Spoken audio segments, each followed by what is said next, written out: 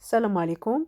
كنتمنىكم كلكم تكونوا بخير وعلى خير وانتم كتشوفوا هاد لا فيديو ديال اليوم جيت نشارك معكم الحرشة ديال الشعير او البلبولة، كل واحد وشنو كيقول ليها، اللي كتجي بنينه بنينه بنينه بزاف. يعني خاص غير كويس ديال اتاي معاها وزويته بلديه وهانتي دايره الكوتي 5 5. المهم بلا ما نطول عليكم ندوزو على بركة الله الطريقة والمقادير. عندي هنايا زلافة ديال الشعير، يعني البلبولة متوسطة، ما ناخدوش اللي غليظة بزاف، ناخدو المتوسطة. كنشدها كنغسلها 3 حتى ل4 المرات، ضروري كنقيوها في الاول ومن بعد كنبداو نغسلوها حتى 3 قلت لكم حتى ل4 المرات. كنبقاو نغسلو فيها حتى كيبان لينا الماء ديالها صافي راه تصفى ولا نقي، ما بقاتش فيه هذيك هاد البيوضيه هذه اللي كتشوفوا. ثقوا بيا هاد الطريقة إلا تبعتوها راه غتنجح معكم، هاد الحرشة هادي غتنجح معكم 10 على 10. صافي هنايا درت ليها غسلتها تقريبا ما بين 3 حتى 4 المرات. من بعد غنزيد عليها الماء مغلي، البنات كيكون مغلي يعني فاتر بزاف. ومن بعد غادي نغطيها بالسلوفان. الماء كيف ما شفتوا يكون غير فوق منها شويه، من ما نكتروش. فوق من هذيك البلبوله اللي عندنا يكون فوق منها شي شوي صافي. وكنغطيه هكايا بالسلوفان ولا بشي اي حاجه كنغطيوه، ولا درتوها في شبواطه كتسدوا عليها مزيان. وغادي نخليها واحد ساعه المكانه. غادي ناخد هنا واحد الزلافة غندير فيها معلقة كبيرة ديال السكر سنيدة، وغندير فيها معلقة كبيرة ديال الخميرة حبيبات. إلا كانت عندك المعجونة استعمليها ماشي مشكل. وغادي ناخد شوية من الماء دافي. إلا عندك الحليب تقدري تستعملي حتى الحليب، حتى هو كيجي زوين مع الخميرة. المهم غادي نخلطها مزيان حتى يتجانسوا لنا العناصر وغادي نخليها على جنب. من بعد ما دازت ساعة المكانة هنايا رجعنا لهاد البلبولة هادي، كيف ما شفتوا راه تشربات الماء ما بقاش كامل كيف ما كان. هنا غنزيد معلقة كبيرة ديال الكمون حبوب وسخنته شوية، غير شوية البنات، ما تزهدوش بزاف ما يتحرقش ليكم. صافي وهنا غندير ديك الخميرة اللي درت مع السنيدة كيف ما شفتوا راه تفاعلات. غادي نزيد هنا القياس ديالي ديال الملحة، وغادي ندير 2 المعالق ديال زويته بلدية. ما نقولش لكم الشعير وزويته بلدية والكمون كيتواتاو مع بعضياتهم بزاف بزاف بزاف. ثقوا بيا الا جربتوا هاد الحريشة هادي راه زوينة وساهلة. هنا غنزيد هنايا 2 الكيسان ديال السميدة الرقيقة. بطبيعة الحال بعد ما نكونوا غربلناهم ضروري ما ندوزوهم حتى هما في الغربال.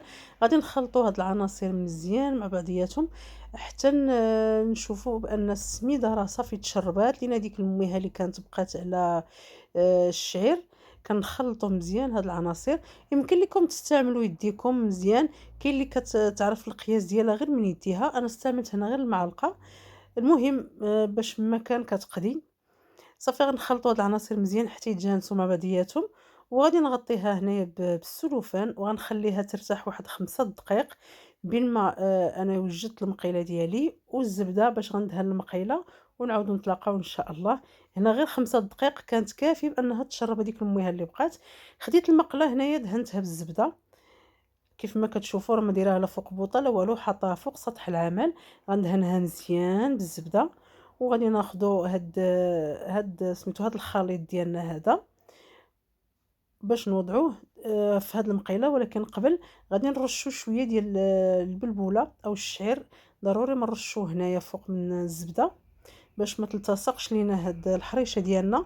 وكتجي فيها هذيك تجي فيها هاد الشعير كيجي فيها من الفوق زوين، كيعطيها واحد البنه زوينه واحد التقرميشه. ثقوا بيا الا جربتوها راه غادي تعجبكم وراها ساهله من اسهل ما يكون.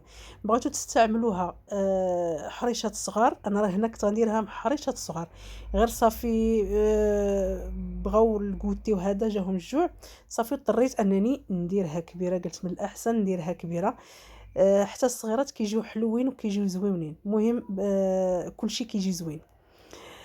صافي هنايا بعد ما وضعتها في هاد المقيله غادي نقادها، غنبسطها مزيان ونقادها من الجوانب ونقادها من من الوسط. وغادي نرشوها هنا حتى من الفوق. ضروري ما نرشوها بشويه ديال البلبوله. كيف ما قلت لكم البلبوله المتوسطه، ما ديروش الغليظه، ديروا المتوسطه راه هي اللي كتجي زوينه. كنرشوها هنايا مزيان حتى نغطيوها من الفوق كامله.